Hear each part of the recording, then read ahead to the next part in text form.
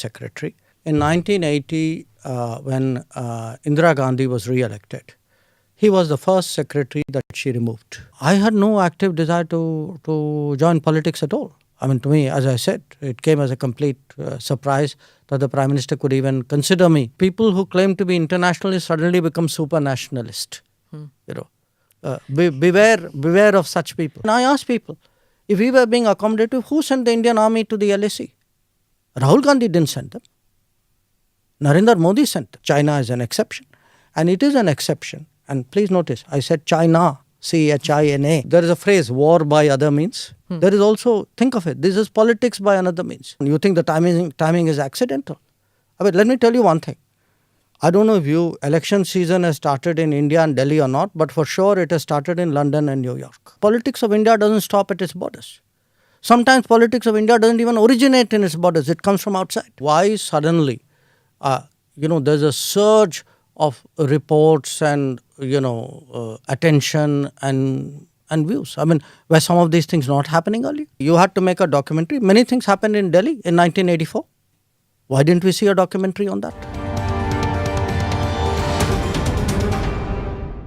Namaste, Jai Hind. Welcome to another edition of ANI Podcast with Smita Prakash. Today my guest is India's External Affairs Minister, Dr. S. Jaishankar. An illustrious career of 38 years as diplomat, Dr. Jaishankar was India's ambassador in China, the Czech Republic, USA, Singapore and then finally Foreign Secretary. He was picked up by Prime Minister Modi to be part of his cabinet in 2019 as External Affairs Minister. The articulate Dr. Jaishankar is my guest today. Dr. Jaishankar, thank you so much for coming to the podcast. Every podcast that I've done, the comment section is filled with, when are you getting Dr. Jaishankar? When are you getting Dr. Jaishankar? So today I'm really That's happy. That's me commenting. Okay. I don't believe one word of that. So now I'm so glad and my team is thrilled that you're here with us today. And seriously, pleasure to be here. Thank you.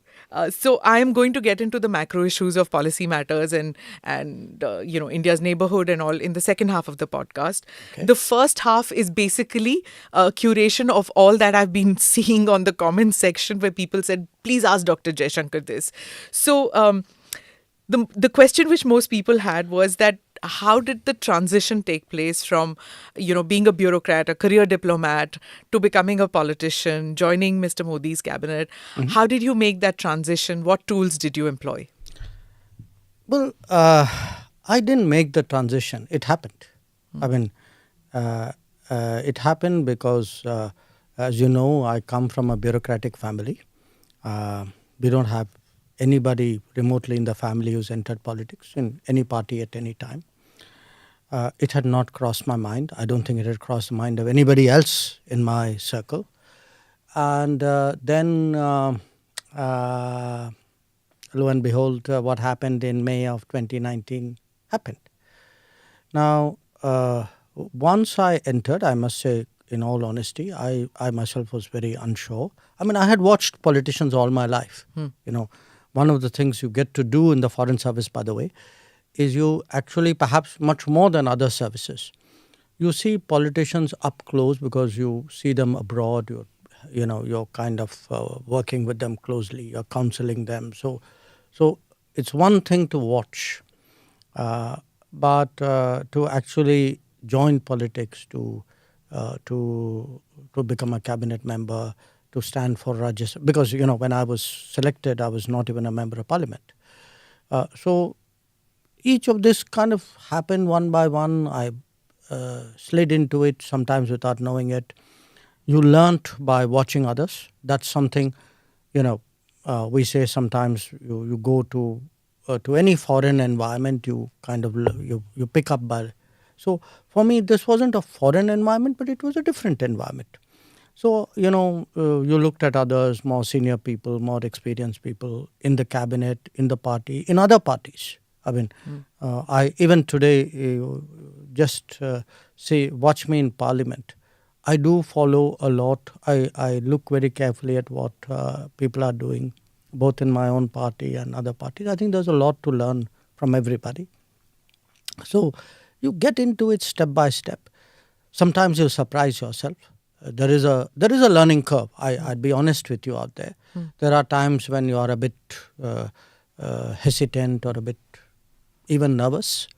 But then, you do it once, you do it twice, you slowly grow over it. So, to stand up there, to reason with people, to make a speech, even sometimes, because in bureaucracy, until really the Prime Minister, that is 2014, Prime Minister Modi's government, mostly people were used to speaking in English. So there was a language bit, there was a subject bit, there was a environment bit. There's a different culture also. But as your skills as a diplomat, I guess it would have equipped you to win friends over easily, isn't it? I don't think it's so much a question of winning friends. I mean, yes, it does help when you're a diplomat. You in a sense are almost trained, I would say, to get along, to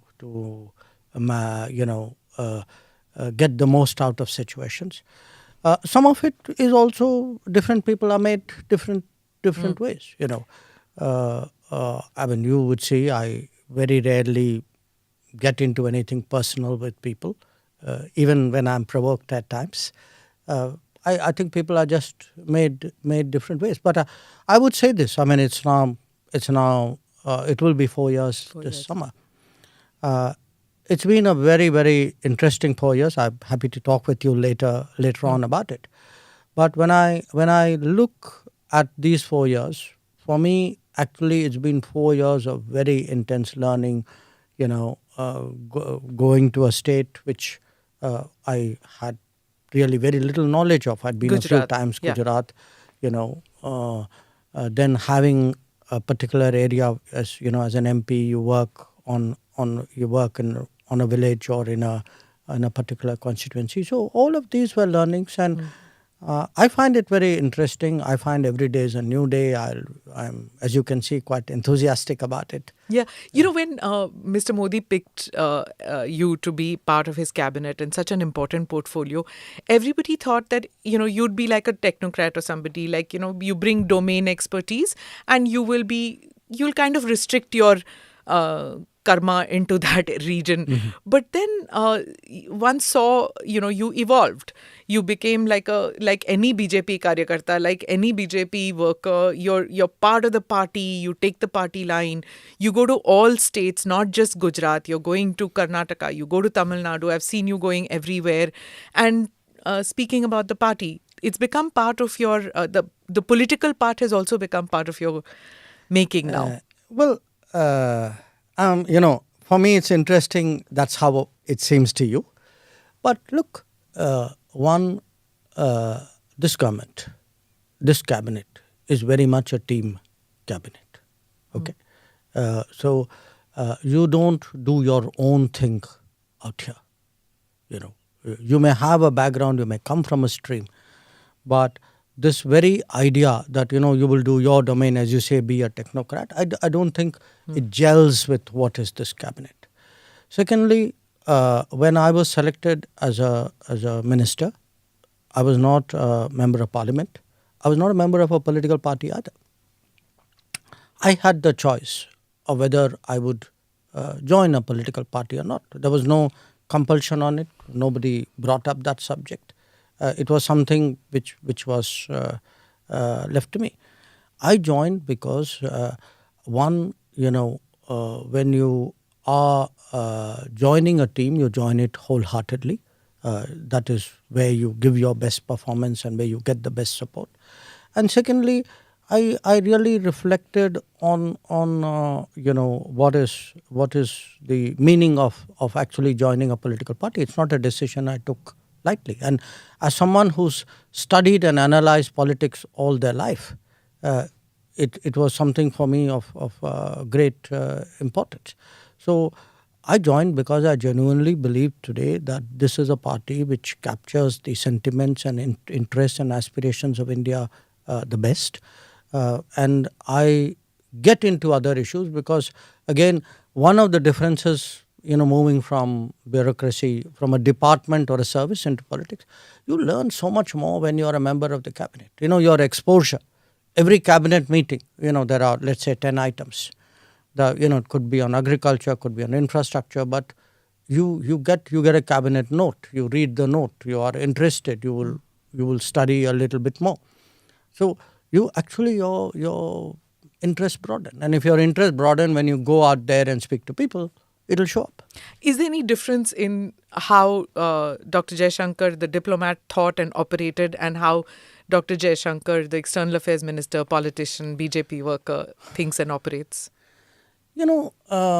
See, in a way, it's like different lives, Now, you got to understand the challenge that it was for me personally, because I am from a bureaucratic family.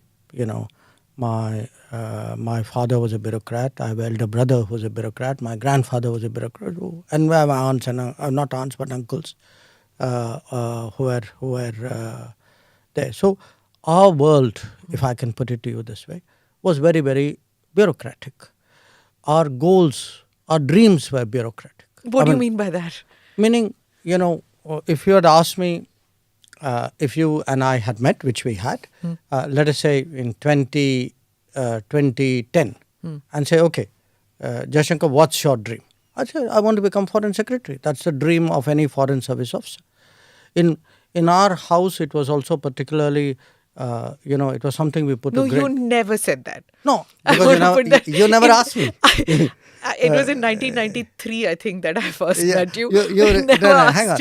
You never asked me that bluntly, but had you asked me that, look, it's a reasonable dream to have. I mean, after all, when you, if you start a business or you do something, you want to be the best in it, right? Yeah. Okay. I mean, there's nothing wrong with that. Sure. So, fine. I wanted to be the best Foreign Service officer. And to my mind, the definition of the best that you could do was to end up as a Foreign Secretary. Now, in our household, there was also, I would say, I won't call it pressure, but we were all very, very conscious of the fact that my father, who was a bureaucrat, had become a secretary, but he was removed from his secretaryship. He became, at that time, probably the youngest secretary in the Janta government in 1979. For viewers and listeners who don't know, Dr. Jaishankar's father was Dr. K. Subramaniam, who played a key role in formulating India's strategic doctrine. Sorry for interrupting you. So, in 1980, he was Secretary Defence Production. In 1980, when Indira Gandhi was re-elected, he was the first secretary that she removed. And, he was the most knowledgeable person, everybody would say, on defence. He was also a very upright person. Maybe that caused a problem, I don't know. But the fact was, as a person, he saw his own bureaucratic career in bureaucracy actually kind of stall. And after that, he never became a secretary again. He was superseded during the Rajiv Gandhi period for his, somebody junior to him became cabinet secretary. So it was something he felt. We rarely spoke about it, but it was obviously something which must have been inside him. So he was very, very proud when my elder brother became secretary. In my case, he passed away in 2011. At that time, I had got what you would call grade 1, which is like a secretary rank ambassador. I didn't become secretary. I became after he passed away. But for us, at that time, the goal, you could say, was, okay, we must become secretary. Now, as I said, I had achieved that goal. So in 2018, I was very happy to kind of walk away into the sunset. I ended up finally walking not into the sunset, but into Tata Sons. I was, I think, contributing my fair bit there. I liked them. I think they liked me. Then completely as a bolt out of blue, the political opportunity came. Now, the political opportunity for me was something I needed to think about, because I was simply not prepared for it. So I did reflect on it briefly due to the pressures of time at that time. When you say what is the difference between the foreign secretary or the bureaucrat Jaishankar and the the minister. thought process, It's a different world. It's a different responsibility. It's a wider vision. And I put it to people like this. I may have sat 40 years in the Parliament gallery. It's not the same as being on the Parliament floor. I used to sometimes, in fact, Sushma Swaraj was my minister, and as foreign secretary, we used to talk a lot. I mean, we had this practice. We used to have I'd go and see her every day, but of course, day would begin by her actually calling every morning. And I always had the comfort as a secretary. And if I don't want this to sound immodest, I was a confident secretary. I believe I was a good secretary. But I had the confidence that I have a minister and a prime minister above me who at the end of the day shoulder that political responsibility. Now, come May 2019, that political responsibility is mine. It's a completely different feeling. As a minister, you have to look at it not departmentally. There may be something, let us say, which is, I'm giving you an example. Say wheat export to some country. As a secretary, I would say, that country's relationship is very important. But as a minister, I'll have to say, okay, what's my own wheat prices looking like? What are the domestic concerns out there? Who else do we need to talk to? Every issue, every major issue has some political angle, which a minister will tend to see much faster than a bureaucrat, however good that bureaucrat may be. So it's kind of challenging? Yes, absolutely. It is. Okay, so I don't know whether you'll answer this question, but I will ask you that who asked you? Was it the Prime Minister? And two, what was the first time that you met Mr. Modi, and what were your first takeaway of that meeting? Who asked me, meaning who asked me to join the cabinet? The government. Yes, the Prime Minister asked Prime me. Minister, okay. When did I meet Mr. Modi first? I met him in 2011 in November in Beijing. I never met him before. Oh, he was Chief Minister then? He was Chief Minister then. Okay. He had come on a visit and that's how our acquaintance started. I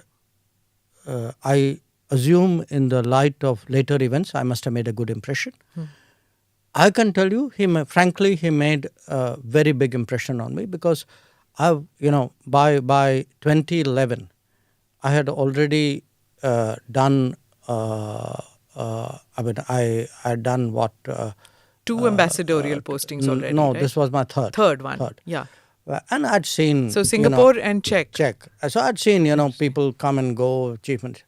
I had never met someone better prepared, better, more serious, and also more. I found him very interesting. I give you and this is a person, by the way, we are meeting here for the first time.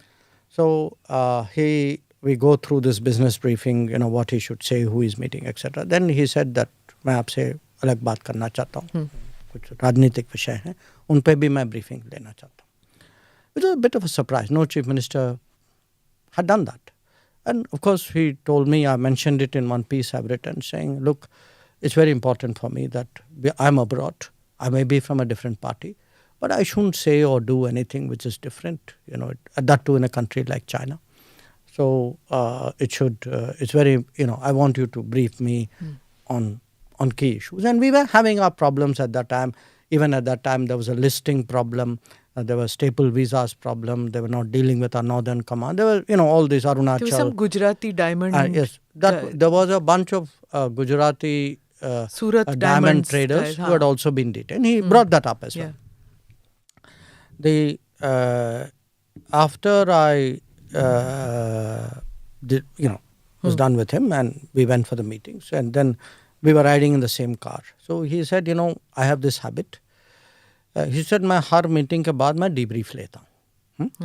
और अगर आपको कहीं कुछ लगता है कि things are not okay, आप इशारा करिए.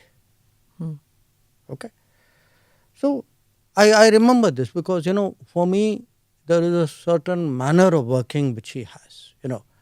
He's all the time like gauging, sensing, very sensitive to this, very keen that he should not make a mistake, that he should convey things accurately, that the policy, that the nuances are captured. This was my first experience of him. After that, I didn't see him till he became Prime Minister. Okay. Is it the same now? Before he travels, after he travels, when you travel?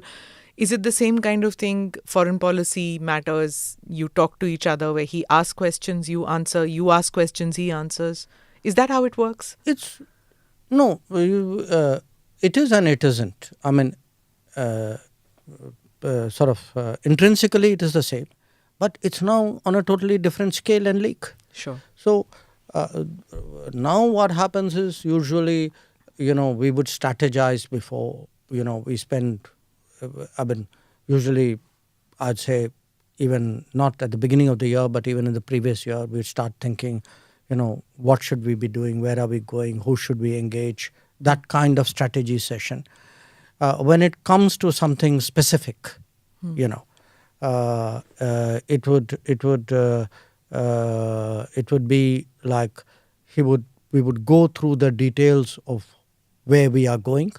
What are the objectives? Who are we meeting? What are their objectives? So there's a kind of I would say strategizing and a game planning which goes well ahead, and then it's repeatedly visited, reviewed. So sometimes even in the midst of meetings, you would see us, one of us lean across and say something to him, or him doing the same. Or if there's a break in a meeting, we would have a quick confabulation. I mean, you could, since ANI films a lot of this, you would often see, there's a quick huddle where you're quickly saying something. We are updating or he's sharing. He's, we can't hear though because there's no microphone. Fortunate. Thank God you can't hear because, that would kind of destroy our strategizing. We should get somebody to see the lip syncing and see what's happening there. But he's a very discussive person, if you know what I mean. And he has views, but he's very open to, opinion, agreement, disagreement, improvement, mitigation.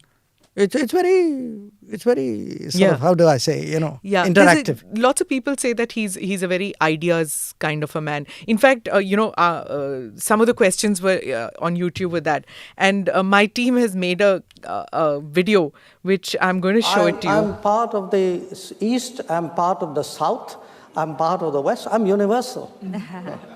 I'm India.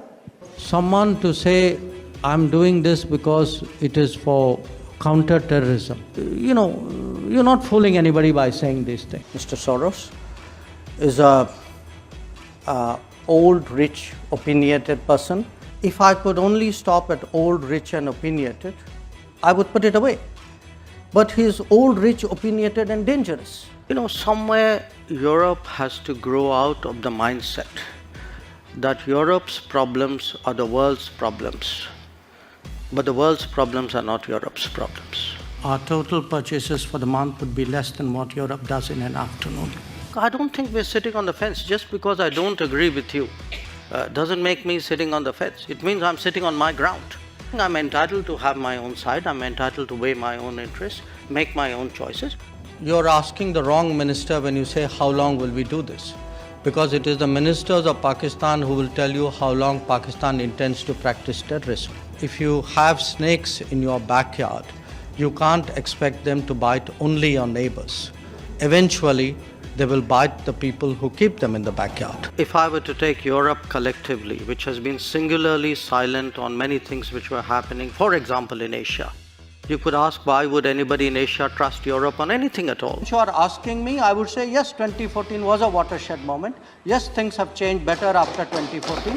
Yes, our foreign policy has become more dynamic, more effective, more prominent after 2014. Mr. Modi was very famous and very demanding. So how do you deal with that? I'm so glad you chose that understated word, demanding. Yes, I think the Prime Minister is demanding. I think he's rightly demanding. because it's time that India had a demanding person as Prime Minister. It's tough to work for a demanding boss, but at the end of the day, you actually, if you feel that's the kind of person the country needs, I think you're willing to do whatever you have to do at that time. Two democracies will end it differently. And if you can prove that concept here, then I think it's probably the best way to sell democracy. Don't worry, Senator, one democracy will settle it. And you know which one. Okay. Lindsey Graham. So this, All right. so this is what we, my team got this together, and the same thing about being a demanding prime minister. One has heard about how you have 11 p.m. meetings and 11:30 midnight, post-midnight meetings happen in this cabinet. And it's like working, especially during COVID times when these crises happened, the Ukraine situation where Indian students had to be evacuated. Those are like very tense times, right? And he's on the job all the time? Well, look, I don't want you to get it wrong. It's not like you particularly want to meet or the meetings happen at 11 o'clock or late at night kind of thing. I think it's a situation, it's partly the Prime Minister's schedule. But you mentioned, for example, the Ukraine conflict, Operation Ganga. Now, what was happening at that time was that the Prime Minister was busy campaigning in UP, if you remember at that time. Now, last year, same time. Yep. Now, 24th of February, I think. A little bit later. Yeah, 20th. Okay. Now, it could have been, I don't know, maybe some other Prime Minister would have said, okay, guys, I'm busy with UP, now you go manage this. But I think it bothered him. He felt he needed to get a good sense. I mean, lives were at stake. So we would have situations where he would campaign the whole day, come back to Delhi. I mean, you could see sometimes, how exhausted he was. And then somewhere he would find that energy and the adrenaline. And we would meet late because he's come back late from campaigning. Sometimes the situation would call for it. I think I once mentioned this, maybe in one of those same occasions you showed me right now, where which was our consulate in Mazar-e-Sharif being attacked. And I remember I think it was past midnight, and I also have this habit of staying up late, and I like to clear my desk every day without fail. And in fact, he called up, and normally, some other guy comes up and sort of says the PM wants to talk to you. In this case, it was him. And so I think if there is something happens, he feels, he feels deeply about it. He sort of feels it's not like ask somebody to do something.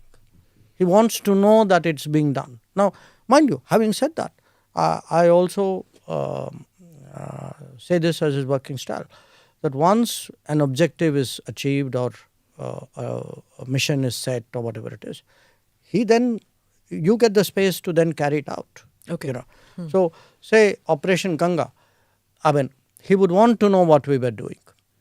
He would sometimes give suggestions saying, अच्छा आप ये कभी इसके बारे में सोचा, कभी इसका भी देखिएगा, वहाँ भी ये करिए. But it was not like he was wanting to, get down. He trusted you with the details. And that's why, for me, the sort of, I would say, the pleasure of working with him. What does anybody need from a boss? You need from a boss somebody who gives you a goal with clarity, who, whatever their thoughts, ideas, etc. share. Then if you are the experienced operational person, you leave them to figure out how it is done. You take your feedback. You might want to course correct. But he gives you a lot of the space, and which is why I think if you look at the last 7-8 years of Indian foreign policy, we are able to move. I give you why Operation Ganga. I'll give you Operation Dost right now. Yeah, Turkey. Yes. Turkey. The earthquake happened. I think literally in a very, very short time, he wanted to know what are our thoughts. I kind of sent in our thoughts. I very quickly consulted, my people in my own ministry. And literally within a few minutes, we were told, okay, you got the go now, go, talk to NDRF, whatever. Yeah, tell in the 48 hours, if I'm not mistaken, that they were already there. We were less than 48. Less than 48, Less okay. than 48 hours. Yeah. You were talking about delegation and about getting things in order quickly. We've seen videos of the Cabinet Committee on Security, CCS meetings. It looks like this is the creme de la creme of the cabinet. Everybody getting together, very serious looking, very tough. And you all look like, बहुत पहाड़ टूट पड़ा है, कुछ होने वाला है, कुछ बड़ा. What happens in these meetings? We saw that Uri, Balakot, Pulwama, Ganga, Operation Ganga. We saw this during COVID times. How do these meetings take place? What happens? Does everybody input, output? What happens there? No, it would vary. See, if there's a larger meeting, usually there would be some kind of briefer in any meeting, because somebody has to put the proposition and then, obviously then the floor kind of gets opened up. Typically, the Prime Minister comes in sort of late, I would say. I mean, he allows people to speak before he actually says anything. That would be a norm. We may look very serious because usually when CCS meets, it's a serious matter. The routine CCS meeting, we have, Sure. If there is something which some agreement or purchase or something needs to be cleared, often you don't get the photo of it because you yourself would not be covering it. So you would not. Most of the pictures you do have would be of occasions like Uri or post Galwan, where the situation is serious, and I think it's obviously reflected on our. Because there's no briefing after the CCS. We never get to know what happened. Yes, but look, I think governments at the end of the day are supposed to focus on governance.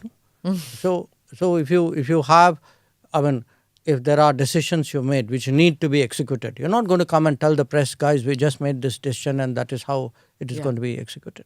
Okay. So now let me come to, when we were talking about how you do your briefings to the Prime Minister, you do your briefings to the Cabinet. What happens when you're with parliamentary committees? There is the opposition also out there. Parliament? Or in Parliament. But the parliamentary committees, there are opposition members also, right? The Parliamentary Committee on Foreign Affairs. Oh, okay. Consultative committee. Consultative committee, sure. Right? So there are people from the opposition also in that. Sure. So how do you convince them about policy matters? Well, I have only experience of my own committee because both as Foreign Secretary and as EAM I've dealt with them. The way I deal with them is we take a subject, we tell them this is the subject. Normally we take something very topical and then we would have again a presenter. Often it would be the Foreign Secretary, could be some other secretary, normally not. Then I open it and encourage everybody to have their say. And then what would happen is, in some cases, the presenter may respond, but I would, as a minister, respond to every one of the comments which are made by every one of the members. Okay. So my intent of doing that is really, one, to underline to them that we take them seriously, two, not them seriously but their concerns seriously, two, it does help in kind of carrying them along and sometimes in convincing them, though politics is politics, so sometimes whether they're convinced or not, they would not admit it. Rahul Gandhi didn't get convinced by you.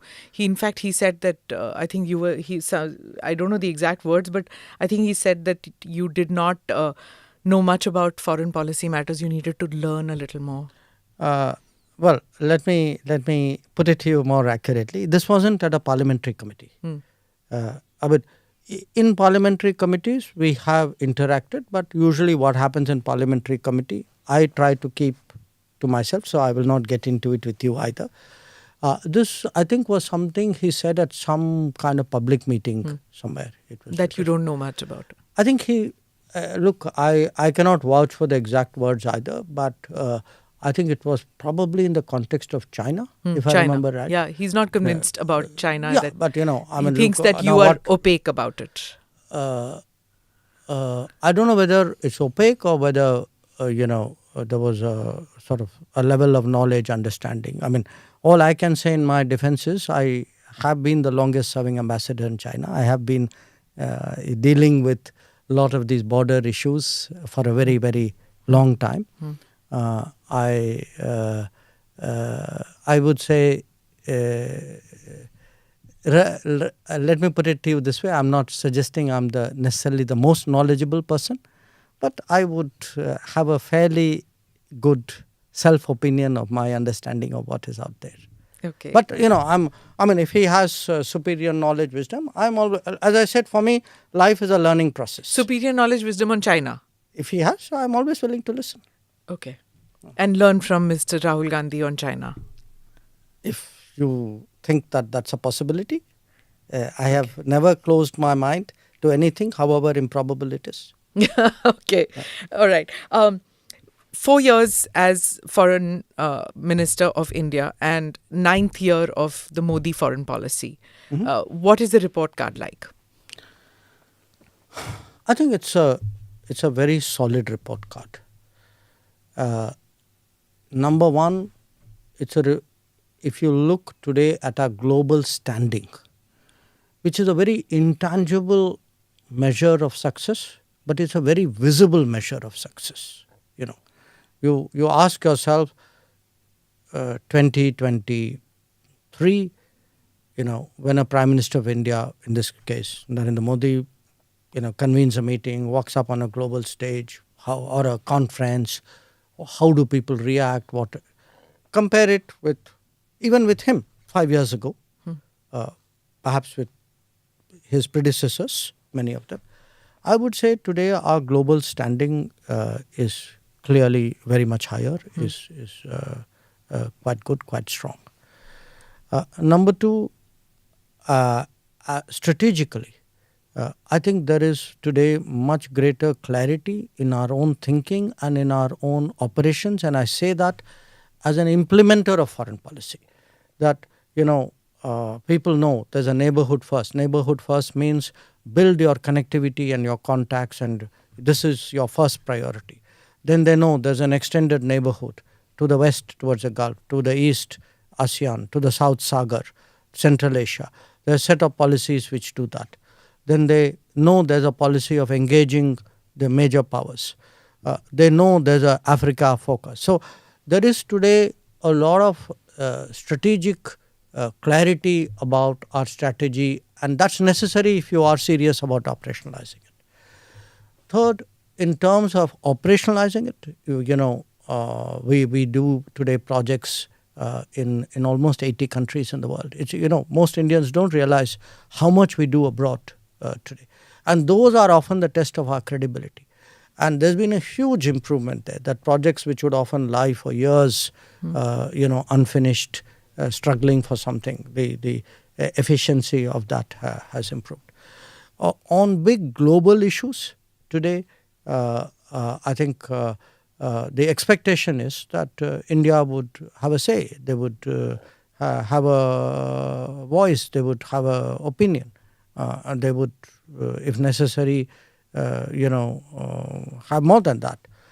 And this could be climate change, it could be counterterrorism, it could be black money. I mean, you look at the big, it could be something like maritime security, even today trade, investment, that domain, technology. Then I would also, point to the fact that we have been able to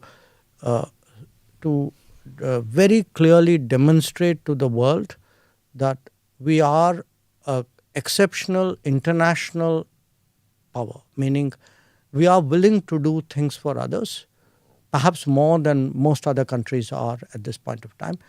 One is this sort of first responder record we have built up. Turkey is the latest. That if something happens, if it is reasonable, if it is within the realm of possibility, India is there early. India Operation is there Maitri also. Maitri, Yeah. Operation. I can give you so many. Yes. a whole list of these. Rahat in Yemen, Yeah. Sankat Mochan in Sudan.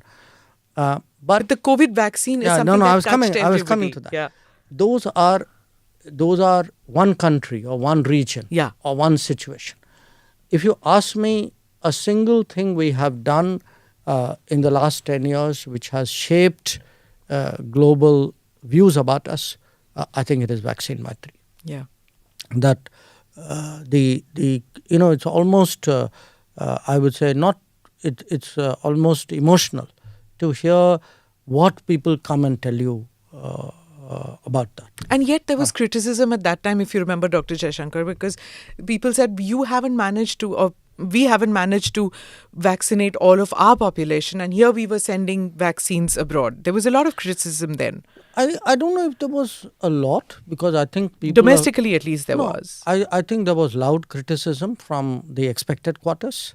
I would not consider it lot of criticism. It's very interesting in this country. You would have people who, when you do things, say, why are you doing it? When you're not doing it, say, why are you not doing it? If there's consistency, the consistency is in opposition to anything you do. Okay. The fact is, I think most people in this country understood that, it's the right thing to do. And let me tell you one thing. When Delta wave came, because it wasn't only the vaccines. Before that there was a hydroxychloroquine, there was a paracetamol, etc. Think how many countries did their bit to help us. And some of them, like say President Biden, the Americans, they said very clearly, saying that, look, India helped us and we are going to help India. So, this very sort of short-sighted view. And sometimes, as I said, the people who claim to be internationalists suddenly become super nationalist. Beware of such people. Because I am going to come to that, yes. whether we are hypersensitive as a country, to criticism. Because you saw that little video that I played in which George Soros' statement on democracy, you took on, and you said that, you said he was old, rich, opinionated, and dangerous. I know what I said. Yeah. Right. Yeah. Now, there's also the op-eds which come in foreign media, which say that that they blame India for crony capitalism and say Mr. Modi's image has got hurt. The BJP, on the other hand, says that there's a conspiracy against India, rising India, and Mr. Modi's muscular policies, and it would be nicer to have a meek and submissive India. Look, Smita, I have dealt with the world for a long time. I have dealt with the media. I even had a media job at one point of time. Okay, I want you to step back. Don't think incident by incident. They say this, something happened. You said this. They said this. The media said. I don't want you to do that, because you're really losing the woods for the trees. I want you to step back and think the last 9-10 years. Okay, what you have from different quarters is, an episode there, a decision here, an adjective added here, a photograph done there. It's like drip, drip, drip, drip, like water on stone. The whole idea is to shape your image, your collective image. Shape it in a way in which you're made to look extremist, you're made to look unreasonable, you are made to look as though, you're not part of this, what is otherwise a great, good, progressive world. Okay. Now, it happens in different ways. Every time we make a major decision, you talk about us being hypersensitive. I would put it to you, look at the hypersensitivity of the media. Look how people jumped up and down when Article 370 was Abrogated. decided upon. Now, or even this example that millions of people will lose their citizenship. And then see sometimes the dishonesty of The it. CAA one that you're talking See about. the dishonesty of it.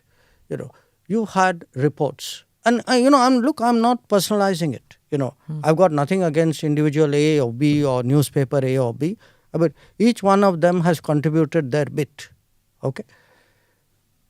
You actually have people who would suggest problems in Assam are because of Narendra Modi.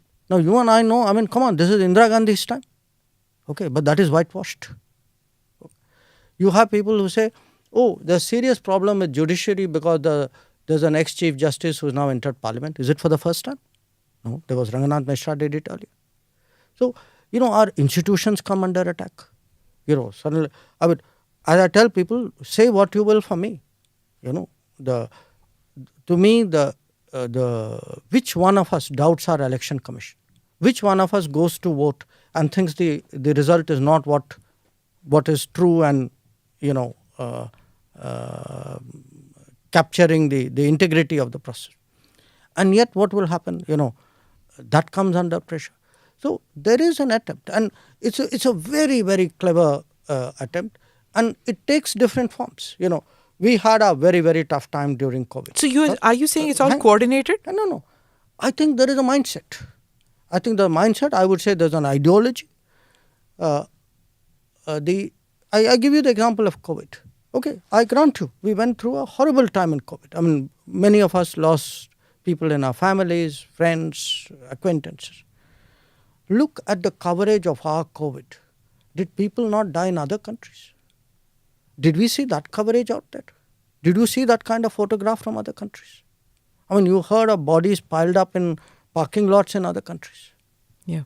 So I'm putting it to you this way. Look, I do think that one of the challenges today is you have, due to, in my view, and you may or may not agree with it, over 70, 75 years, what has happened is actually democracy has worked in this country. And the proof of democracy working in this country is cities, if you look, where is your leadership coming from? They are no longer the people necessarily from big cities and English-speaking schools. Okay? They are people of a different background. And again, I'm not talking individual here. I'm talking of a generalized phenomenon. You look at the mindset of this society. This society today has become much more assured about what it believes in. There was a time when actually you kind of kept that as though, you're not supposed to talk about your cultural beliefs in front of other people. So you actually have a huge change. Did you experience that when you were in JNU? Not talk about Indian culture. JNU, that was in the 80s, no, 70s. In the 70s. Yeah. Look, you're diffident about your own culture. I saw this comment in which you said one of the greatest diplomats that India has was Lord Krishna, and there was Lord Hanuman. You mentioned him also, and it's not something that is spoken about in diplomatic circles, and even in the media, the beat journalists would never think of diplomats, and not even you. And when you think about it, your background, your journalism, your education? Well, yes and no, because it's a socialist hub. No. I also had a lot of home education. Okay. Say JNU was different. I was 18 when I went to JNU. Okay, and JNU was very, very firmly leftist at that time, and I think everything at 18, what you intuitively believe is either formed by your friends and acquaintances or what is reflective of your home. And definitely in our home, my father, who was a very strong influence on us, was very distrustful of ideologies and people who he believed were not, who did not have the loyalties in our own country. Such as? Well, you look, you're not talking. Remember, he had his own views about what was happening in the 40s and 50s at that time. Who was for the national movement? Where did different people, how did they switch? Remember, at that time, China, there was a big China Cultural issue. revolution. I mean, we are. Oh, okay. You're talking the war and things. No. War, or the post-war. revolution. Okay. Yeah. So he particularly, I think, had he was very, very distrustful of the left. So of the communist left. And I think some of it. So in a sense, we grew up very unspokenly, but very strongly as very patriotic children. You might say. We kind of went to this military institutions. I went to Air Force School, to King George's Bangalore Military School. My siblings went to, some of them went to Naval School, to Sardar Patel Vidyalaya. So I think that was the kind of mindset I took into JNU. So in fact, in JNU, which was a dominantly leftist outlook, where the teachers, the students, the administration, everybody was very leftist. My lot of people, my cohort were the first set of people who actually politically took on the left. Okay. And actually we had a meeting, we had an election even where the then Prakash Karat was the SFI candidate. He won one election, he lost one election. So I Where did you stand in that? Oh, I was very clearly with what was called the free thinkers. Free thinkers. Yeah, free thinkers was a assortment, because other than the left, there was no other political. And there was no tukre in those days. No. All that came very much later. So I would say that sense of nationalism, connection to country, this was kind of instilled in us. On the cultural question, it was very interesting. When I did my book, I have a chapter on the Mahabharata in the book. And one of the Delhi journalists asked me this question, said, I find that a very surprising. I said, yeah, partly because maybe you don't know me that well. But we learned, all of us, I'm talking my siblings as well, we read Mahabharata very early. In fact, very often it was the subject of discussion in our house and we approached, a lot of it was approached as strategy, as, in a sense, what our own epics. And by the way, we were a very, I would say, cosmopolitan household. It wasn't, the same father also gave us Iliad and Odyssey and other things as well. Okay. So you had Homer on one side and you had the Mahabharata on the other side. And a lot of things in between. And a lot of things. Yeah, sure. Okay, I'm sure you had Plato and Aristotle too. I'm a political science student. Yes. I actually studied those. Yes. Yeah. Yes. So I'm going to come to this whole thing about the sensitivity issue. Do you feel that, because many say that ban this and ban that, do you believe that that is a solution to it? Banning a documentary here, banning a book there, asking a channel not to broadcast in India? No. Look, I don't think that you're asking the right question. I'd ask you a counter question. What is it we are debating? We are not debating just a documentary or a speech that somebody gave in a European city or New York. a newspaper edit somewhere.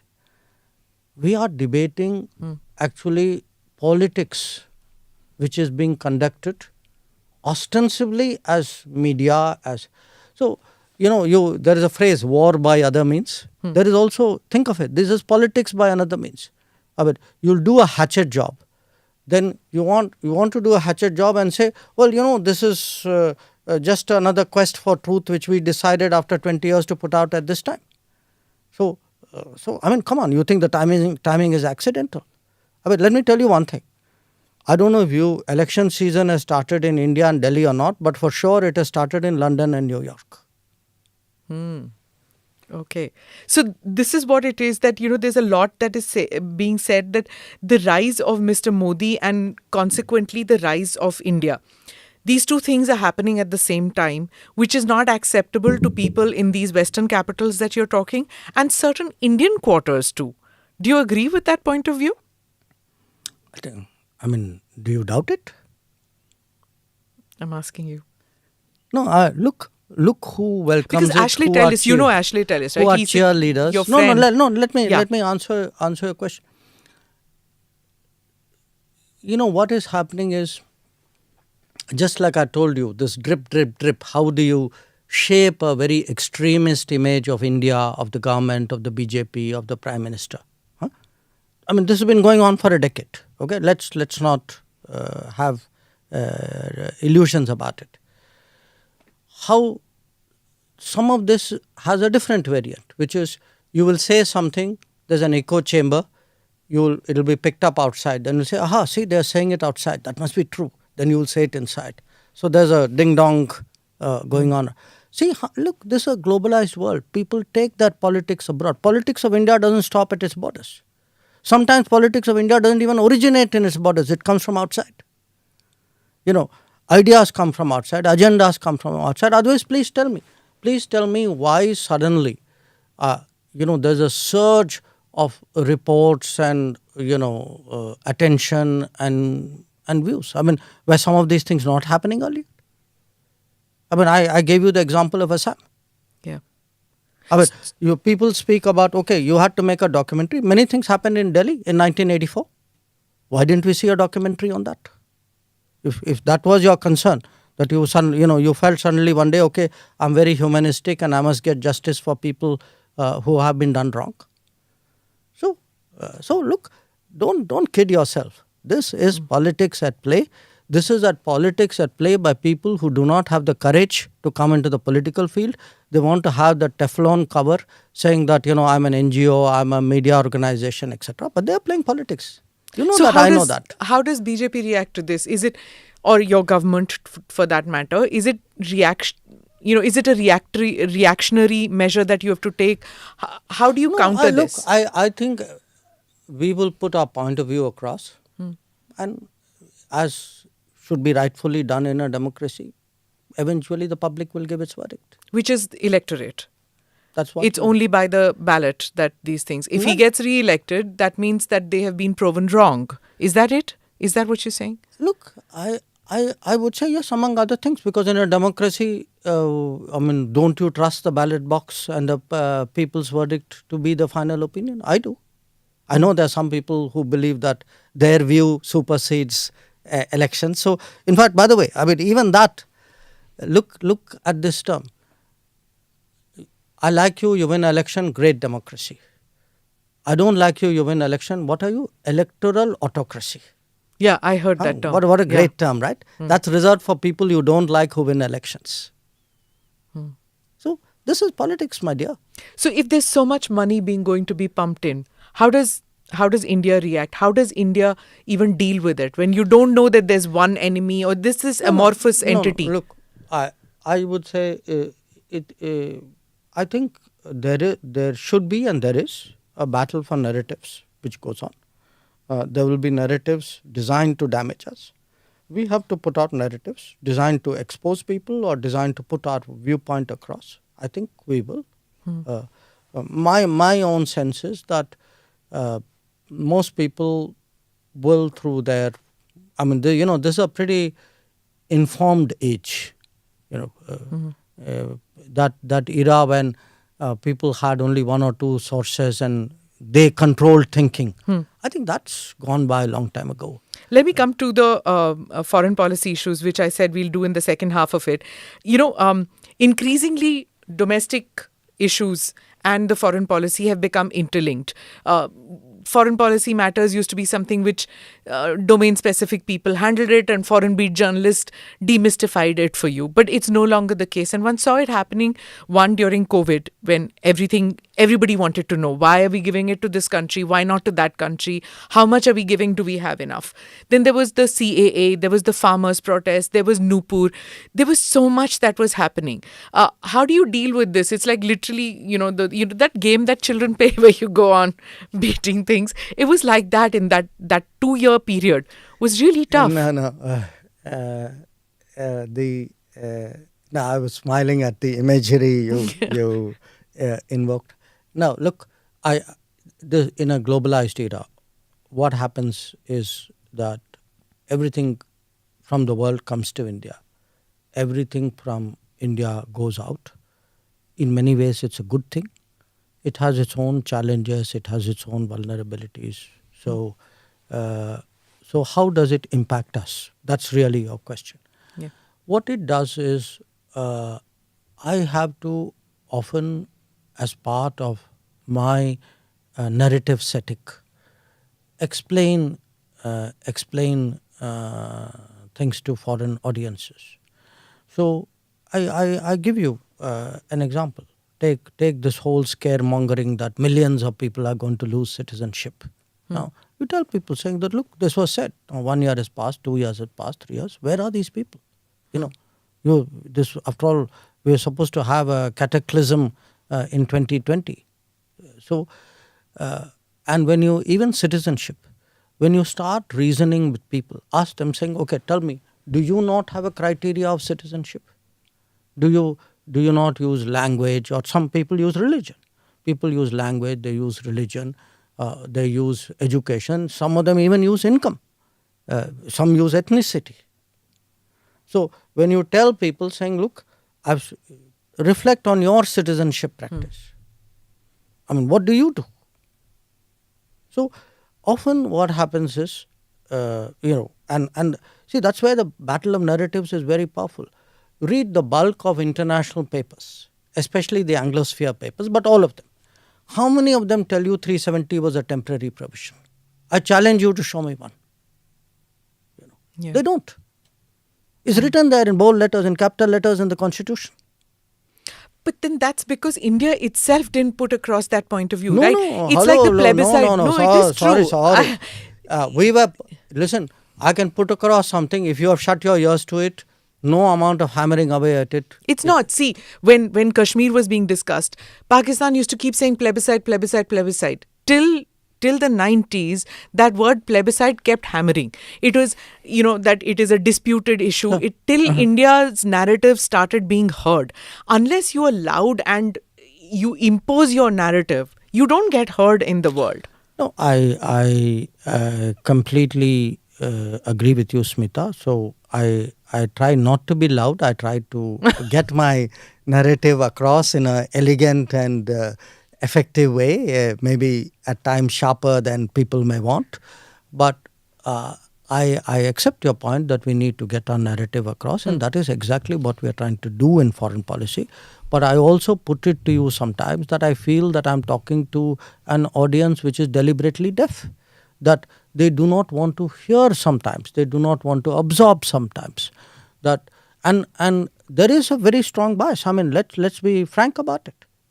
Newspapers, there are newspapers, I don't want to go into names, who will publish something absolutely ridiculous on one side, and you say, okay, I want to counter it. They say, no, hang on a moment, I'm busy doing a fact check on what you are saying.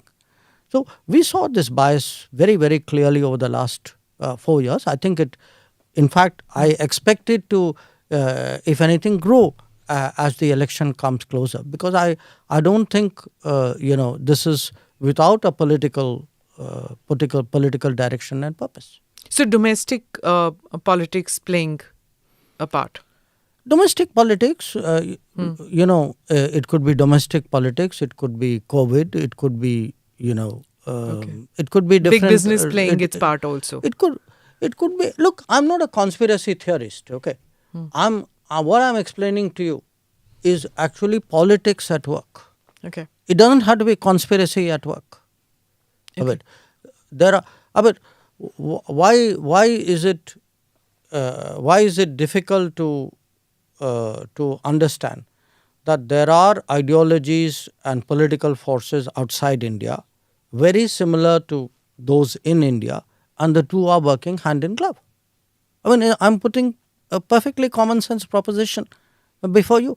And part of the problem is when political forces in India are not doing so well electorally, they tend to kind of summon up this this support system, if you would, or the echo chamber, or call it what you would. They are the Congress party is saying that that the Indian government is, the Modi government is defensive, reactive when it comes to China. That neither Mr. Modi nor you even mention China. You just say eastern neighbor. Hello, please. Then they must have some problem understanding words beginning with a C. Please look at everything I've said. That's not true. And what about this thing that they say that almost 1,000 square kilometers has gone and the foreign minister is not facing facts, not telling us the truth in Parliament? No. Look, I think they are deliberately misrepresenting the situation. I give you two very specific examples of that. You remember that ho halla which happened on a bridge? You know, they were building a bridge in Pangong Tso. Yeah. When did that area actually come under Chinese control? Yeah, I've seen that. You said that it is long back. I'll tell you when it came. The Chinese first came there in 1958 and Chinese captured it in October 1962. Now you're going to blame Modi government in 2023 for constructing a bridge which the Chinese captured in 1962? And you don't have the honesty to say that is where it happened. Or let me give you another example. You know, these border villages. Now there were border villages which have come up in areas which the Chinese actually, you know, in Longju, there was a clash and it's not a secret, you know, at that time it was hotly debated in India, in the parliament, in the media. So what happens, you do this smoke and mirrors, you know, say, oh, there is something happening here. It's almost like 1962 never happened. It is like, you know, we should be, let me give you a very a different example.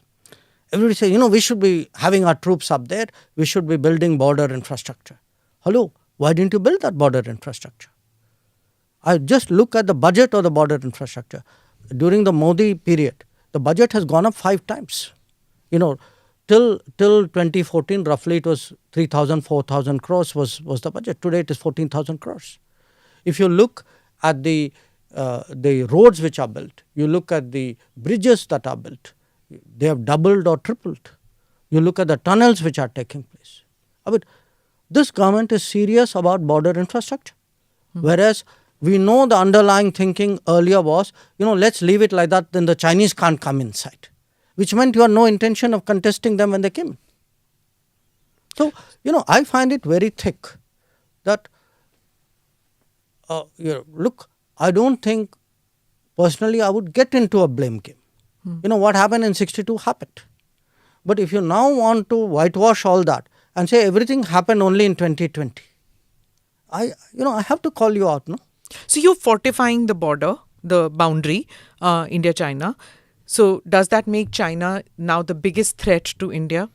Are we in a state of a quasi-war-like situation, conflict-like situation? No, look, where are we? No. I first of all, I'm not using the word we are fortifying it. I think we are legitimately building our border infrastructure because they have built their border infrastructure. In my view, we should have done it 25 years ago. Again, we are reactive, that means. I mean, Your words, Dr. Jaishankar. No, not at all. Look, they are the bigger economy. I mean, what am I going to do? As a smaller economy, I'm going to go pick a fight with a bigger economy. It's not a question of reactive, it's a question of having common sense. So, secondly, please bear in mind one thing. We had an agreement that you're not supposed to bring military to the border in large numbers. So, by that logic of yours, I should be the first to break the agreement. Why not? No, why should I? Because it doesn't make... Look, please understand... Why are we always the ones not breaking an agreement and it's always the other side breaking the agreement? Smita, I think you need to sort of take a very non-aggressive considered considered view of this. Okay. We don't. Why do we reach agreements? We reach agreements because it is in our interest to stabilize a border or a situation. Okay, it's not out of love and affection and sentiment that you do. It's cold calculation and common sense. Okay, our agreements with China were reached in 1993-96.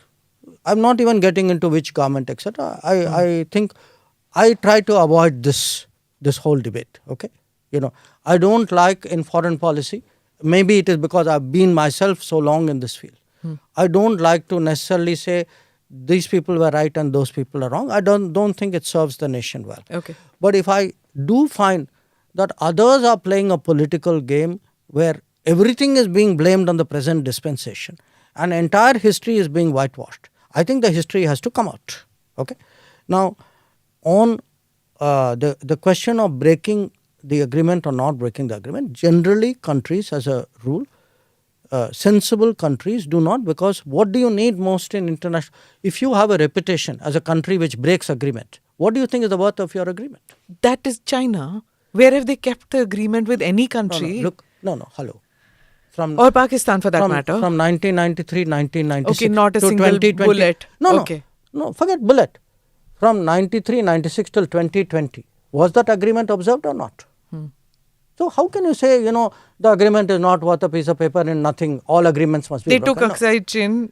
1962. 62. They took Aksai Chin between 1958 and 1962. Okay. So, if you didn't need agreements, why did you sign them? I mean, you went in 1988. Rajiv Gandhi went to Beijing in 1988. 88, correct. Okay. December. You signed agreements in 93, 96. I don't think signing those agreements was wrong. I disagree with you. And this is not a political point I'm making. Okay. I think those agreements were signed because at that time we needed to stabilize the border. And they did stabilize the border. Please also note that. So this suggestion of yours that people sign and compulsorily break the next day, that's not true. Now, why can we not come to an agreement on where is the boundary, how many rounds of talks, and it's non-conclusive? Because when people are, their claims, when any other country's claims are not reasonable, you will not come to agreement. I mean, you and I can come to an agreement if I make claims on you which are not reasonable, but you will concede it because 25 rounds have happened. You have to look at, what is being discussed as well, no? Right. So, okay. So look, if I were to sum up the China thing, I mean, please do not, buy this whole, I would say, again, I use this word, this narrative that somewhere government is on the defensive, somewhere we are being accommodative. I mean, I ask people, if we were being accommodative, who sent the Indian army to the LAC? Rahul Gandhi didn't send them. Narendra Modi sent them. Okay, we have today the largest peacetime deployment in our history on the China border. Okay, and we are keeping troops there at a huge cost with great effort. We have increased our infrastructure spending on the border 5 times in this government. So now tell me who's the defensive accommodative person. In fact, the question you should ask is who's actually telling the truth, who's depicting things accurately, who's playing footsie with history. I think those are the questions which should be asked. Okay, let me go to Pakistan. And there's a number of people who are now expressing serious concern that here is a nuclear nation which is on the verge of an economic collapse. If that happens, it's in our neighborhood. Are we ready? The influx of people who might come into our country, how do we deal with this situation where this country could collapse? No, I think, Pakistan's future is largely determined by Pakistan's actions and by Pakistan's choices. I mean, nobody reaches a difficult situation sort of suddenly and without cause. So it is for them to find a way out. Our relationship today is not one, where we can be relevant directly to that process. If I were to, for example, compare it to Sri Lanka, I would say it's a very different relationship. With Sri Lanka, still there is a lot of goodwill in this country. There's naturally a neighbor's concerns and worry, but there's also a feeling, look, we have to help them to get through this. Tomorrow, if something happens to some other neighbor, that would be the case as well. But what the sentiment in this country is about Pakistan. Yeah. You were talking about these concentric circles when you said the neighborhood, and then there's the second. One of the most dramatic achievements of your foreign policy has been India's newfound status and reach out to the UAE, to the Islamic world, to the Kingdom of Saudi Arabia. That's been quite an achievement. When was that decision taken to reach out? Because otherwise, all that one heard was that OIC has something to say on Kashmir. That was the maximum that one heard, even though there was this large Indian people of Indian origin living in the Middle East. I would say I started hearing it first soon after I became Foreign Secretary, so it would have been early 2015. It is possible that the Prime Minister may have had some thoughts and discussed it with other people before I came back to Delhi. I can't vouch for it. I'm glad you brought that up, because if you were to ask me in 10 years, give me 2-3 examples of some big changes which have happened in our policy, I would certainly put our changed relationship with the Gulf very, very high up there on the list. Why didn't it happen earlier? My own sense, if we want a very, very honest answer, is I don't think people were strategic earlier. I think when you have a vote bank mentality, you're not serious about foreign policy and I would say operationalizing it. For you, it's like a slogan that they are with us, or so we kind of treated it as that's a place. There's we get our petrol energy from there. There's a big community out there, and the rest of it was like a distant, a goodwill which you needed for your political vote bank calculations. I think when you got a different government which said we actually want something deeper, more strategic, with full elements, a full spectrum relationship. We have the ability today to deliver on a lot of issues of your concern as well.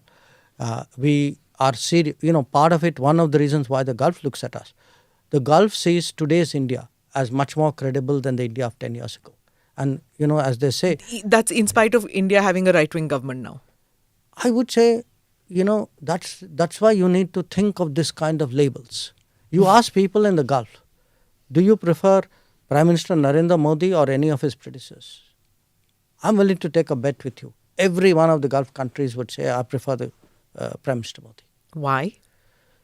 I think they think he's a more serious person. He's a person who's more credible, who's actually broad-based that relationship. He's done more for the relationship than everybody else. And I must once, I tell you very honestly, I was once at a conference in the Gulf, and I had some friends from across the Parliamentary L with me. And this issue came up. And the person from the Gulf actually, and this was like maybe 2018-19, he said, these guys, he's looking at me, he said, they've done more in 4 years than you guys did in 40. That's the kind of image there is in that part of the world. Is Kashmir on the table now? It used to be, I know. Is Kashmir on the table when you deal with countries in West Asia now? No, what do you mean on the table? Do they speak about it? Do they ask you about it? No, look, Kashmir is part of India. That's it. It was always a part of India, but after the abrogation, Pakistan had upped the ante. Does that matter at all to these countries? No, it doesn't come up in any of my conversations. It doesn't come up. Okay, I'm going to go on to these new partnerships. Okay, the new partnerships that are happening, the Quad, the I2, U2, India SCO, India ASEAN, all these which are happening. The opposition tends to say that though India is now partnering in all these groupings, where is it going? Is it just, are these just talk shops? It's going well, it's going up. It's going good. So what's the problem? that these are just talk shops and these are places where nothing gets done actually. That India doesn't, this whole thing about, Vishwa Guru and things where India is just posturing. No, listen, the opposition has to say things. No, they are opposition. Why would that be the basis for any serious question on your part? So where are we headed in as far as G20 is concerned? It's become a people's movement. No, hang on, make up your mind. Are we talking G20? Are we All talking the- Quad? No, they're very different. So I2U2, BRICS, SCO. No. Look at the number of partnerships that we have now. Okay, all right, very good. Let's stop there. Why do we have so many partnerships? Answer, because we get along with so many people. How are we able to manage different kinds of partnerships? Maybe because we're good at it. Maybe because they see value in us. Are they delivering things? Well, it depends on them. Take Quad, for instance. Definitely Quad has delivered on a number of issues and likely to deliver on many more. In the case of I2U2, it has just started, but already there are projects on food security and renewable energy which have come out of it. In some cases like BRICS, which by the way was not started recently, it has an old history, they are not meant to be necessarily translated into specific outcomes. Often they express a collective position on a set of issues. So I think it depends on the forum concerned. I think you can't club all of them. It's not a one size fits all. But if I mean, as I said, the opposition will say what it will. But you please go out there in the world. I've just come back today from Australia. People regard Quad as probably the most important strategic foreign policy development in the last 20 years. Yesterday you were in Sydney. I mean, you just were in Australia. Today you met with Senator Chuck Schumer. And there's this whole talk that, India has moved so close to the Western Bloc that our position, which was centrist with non-alignment, no longer exists. Is that over? Well, people who say that must have been on a holiday through January when we had 120 countries, mainly from the global south, engaging us in what I think was probably the largest such exercise going on in the world. And yes, we have very good relations with the US, generally with the West. I don't think there's any reason for us to be defensive about it. I think it's in national interest. In fact, if you look at the big changes in the world, this is something which has been very much in the making, especially in the last decade. But in all of this, please see how strongly our relationship with Russia has held steady. So, surely you do not suggest that our relationship with Russia is any the less over these years. So Prime Minister Modi told Putin that, this is not an era of war. War is not going to be the solution, to problems. Do you feel that the world is seeing it like that about the Ukraine crisis? I think the world is still very divided. The sentiment that Prime Minister voiced is a widely shared sentiment. It's also a sentiment which is particularly strong in the countries of the South. You asked me what is the voice of Global South, what was that about? Look, today you have a huge number of countries in Africa and Asia and Central America, Latin America, Caribbean, Pacific, who feel that our issues are being put on the side and the entire oxygen is being sucked up by the Ukraine conflict. So nobody is really worrying about whether I get food and what cost I get food, what's happening to fuel, fertilizers, debt. And today, remember, even middle income countries are going into debt. Okay. So what we want to do, and I think that was very much on Prime Minister's mind, he wants somewhere to create a momentum for peace, if you would. And I think that was his first public expression. Remember, he'd been talking to Presidents Putin and Zelensky on the phone as well. And that was his first public expression. in practical ways, we've been helping out. When this Black Sea grain deal was done, we did a little bit there to help. When I was in New York, the Ukrainian Prime Minister actually had some concerns about the safety of the nuclear power plant. So I spoke to RPM and then got his approval to, to both engage the Russians and pass on some messages there, and the IAEA as well. We are working with the UN Secretary General on some issues, particularly fertilizer, because a lot of the countries of the global south, the developing countries, they are facing serious fertilizer securities because Russia is one of the biggest exporter of fertilizers. So I don't, I think it would not be fair today to reduce a very complex issue, the Ukraine conflict, to a binary of are you on this side or that side, are you for peace or for war.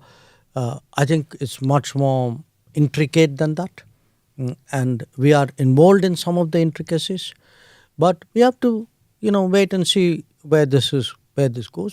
What both Ukraine and Russia know is that if we can be of any use, we will be willing. Our sort of capabilities and sort of goodwill is there for that. We'll have to wait and see where this goes. So has the war impacted on the relationship between India and Russia and between Mr. Modi and Mr. Putin? No. Look, our relationship with Russia, I think, has been extraordinarily steady. It has been steady through all the turbulence in global politics. So, as I said again, the opposition, perhaps it's their job to criticize. It would be nice if they do it with a little bit more information and accuracy. But I do think, some of what they say needs to be put through some kind of lens, some kind of filter of you're putting it through a sieve right now. Reality, and not very much is coming out of that sieve. All right. So, look, I think today we are in a good position. I mean, you asked me what is your 9-year report card. My relationship with the major powers is very good. I grant you that China is an exception. And it is an exception. And please notice, I said China, China. Okay, you mentioned it. Yes. So I grant you that China is an exception. It is an exception because China has violated agreements that we have and is today has a posture on our border for which I have to have a counter posture. But overall, my relationship with the major powers, if you can call them, are very good. I think our relationship with Europe is probably the best ever that we've had. Our relationship in the Quad has really been a very, very effective mechanism. You were in Australia, Dr. Jaishankar, there have been attacks on gurdwaras and temples in Australia, Canada, UK. On temples. On temples. And in Gurdwara in Canada, there is temple in temple. Temple in Canada. Okay. Yes. So, how are we going to react to this? Or no, we have taken this up, and we have cautioned these governments that these are very radical extremist forces at work, and that they need to respond to it appropriately. Okay. As I wind up, I'm going to ask you a couple of questions, come back to you.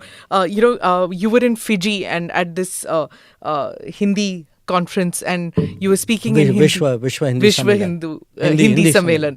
And so how many languages do you speak? You're a polyglot. I've heard you speak Russian. No. This is all Tamil, I'm Hindi, very English. modest and realistic in making claims.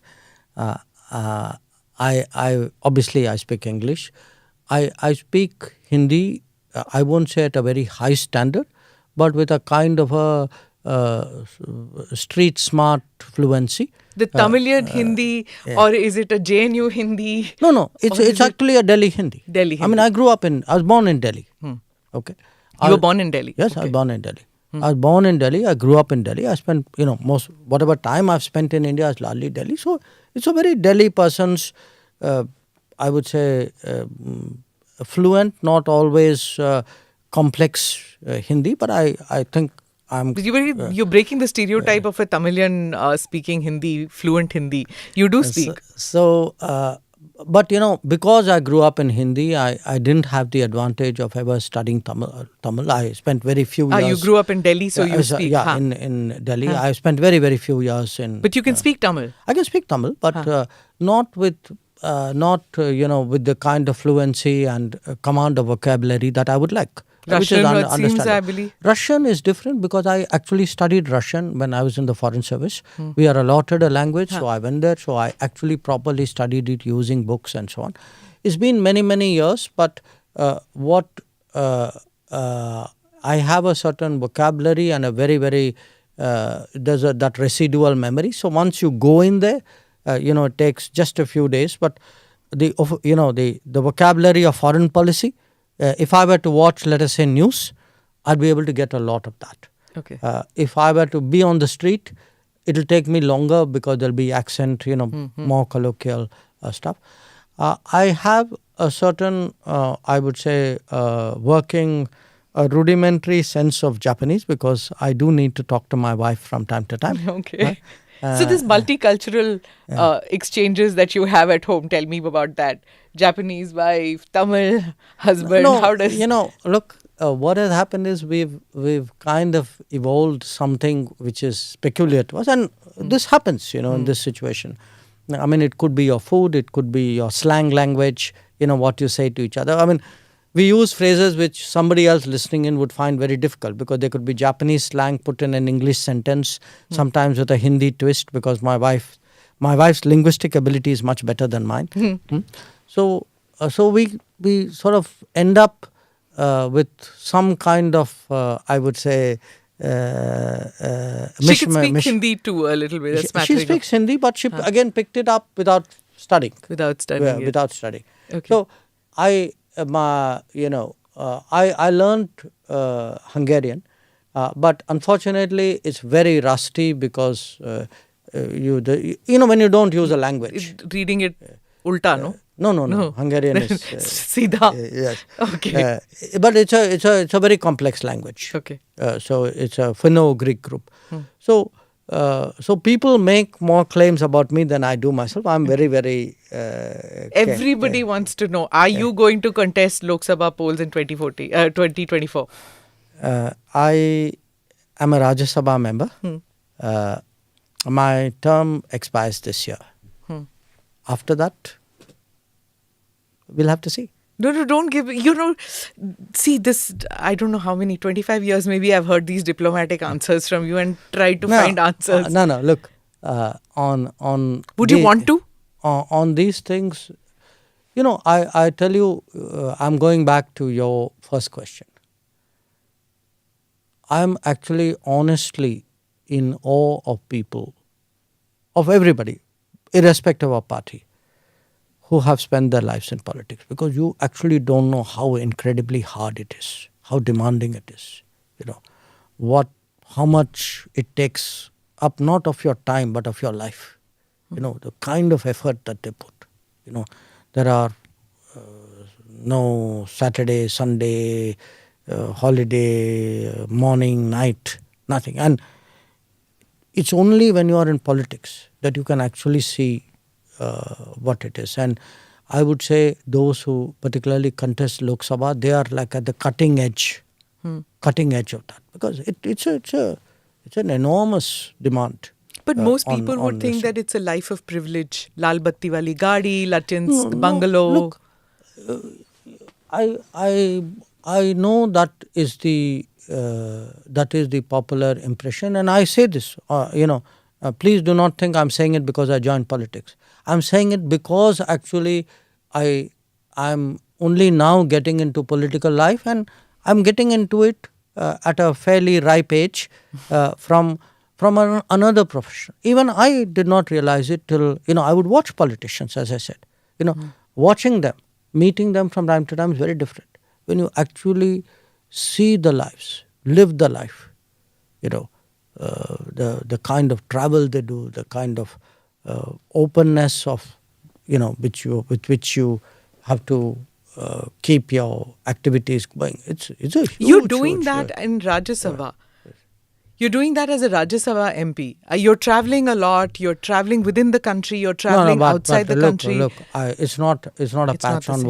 what the others do. I mean, because I do spend, as a minister, I have to spend a lot of time here. As a Delhi person, I have to spend a lot of time here.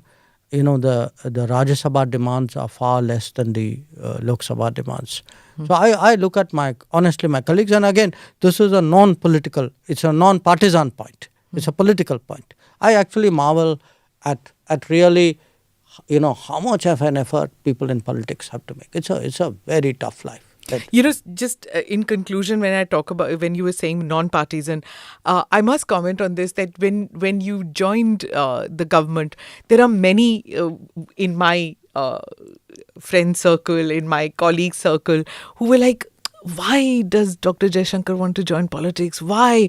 He's had such a sterling career in bureaucracy. And many felt very let down when you joined politics, that, now you've chosen a party. You represented just India, but now you've chosen a political party. And in 2014, there was a kind of a watershed moment, and maybe even 2018 later, 2019 too, where even Mr. Modi brings that out in many people. That people adore him and they're like him a lot. And on the other side, they feel that, no, not him. So when you chose to join the BJP, you made that choice. You moved away. Did you feel you lost friends at that stage, or many people who moved away from you? No, look, as I said, I gave it a lot of thought. Remember, I became minister at the end of May. I think I joined the party, I can't remember the exact date, but I must have thought about it roughly for about a month, thought about it means not like every day thinking about it, but I gave the matter thought. I joined because my sense is that they are the right party at the right time for India's rise and progress. Because at the end of the day, when you ask, so what are you in it for? After all, which one of us would not like to say, I also made some difference somewhere? The country went up, and somewhere you can debate how much. Played a role. You played a role. So, I had no active desire to join politics at all. To me, as I said, it came as a complete surprise that the Prime Minister could even consider me for such a job. And I became a minister before I entered a political party. So I would be somewhat different from many other people, who may have also been in bureaucracy before they went down that route. I do feel sometimes that, the argumentation, the debate, sometimes the relationships, the civility, especially in Delhi, is more polarized than it should be for the people concerned or for the good of the country. But sometimes that is the way it is. You're a pakka Delhi boy. You've also lived in Washington DC. I think it was Reagan, right, who said that if you want a friend in this... Truman who said He said, get go a dog. Get a dog. Yes. Go get a dog. Do you feel that about Delhi too? No. Look, I still I do not get the time to socialize anymore. I snatch, hello there and a cup of coffee here sort of thing. But I wouldn't say that. Maybe some of this are arguments with people I've known for a long time. So I know what you are saying. I know there are many people who you and I have both known for a long time. Yeah, decades. Decades. Who have political preferences which are very different from mine. But, my understanding of what our life in a democratic society is supposed to be is that, you each have your viewpoint. I don't necessarily build my friendships on party positions. Do the others do the same? Others meaning? The others, those same people who are unable to keep up with those friendships because of your political decision? I honestly don't know the answer. I think that's something you have to ask them. I mean, I do accept that, in the last few years there would be people whose political feelings are so strong that it may be coloring the vision of me. But I would say at least my closest friends, many of whom, by the way, are not BJP supporters or Modi supporters, my really closest friends, I have not seen that happening. What is your day of last question. When you want to chill, when you want to relax, what do you do? Read a book, music, go for a meal? No. What do you do? Look, I read a lot even otherwise. I don't need, because I'm on a plane. If you're on planes. And you fly commercial. You don't even take a special aircraft. Yeah, I fly commercial as far as I can. Yeah. And you're the old fashioned. You carry books. Yes, I carry books. You're not a Kindle person as yet, or you're not all that. You still carry those old fashioned. Yes, because books, at least I'm old fashioned. I do watch movies. I usually download it on my I've never seen you watching a movie in a flight or chilling with a movie. I've always seen you with books. Maybe we should fly more together. All right. On that note, thank you so much for this conversation. Thank you. It was a pleasure. Thanks. Thank you for watching or listening in to this podcast. Do like or subscribe on whichever channel you have seen this or heard this. Namaste. Jai Hind.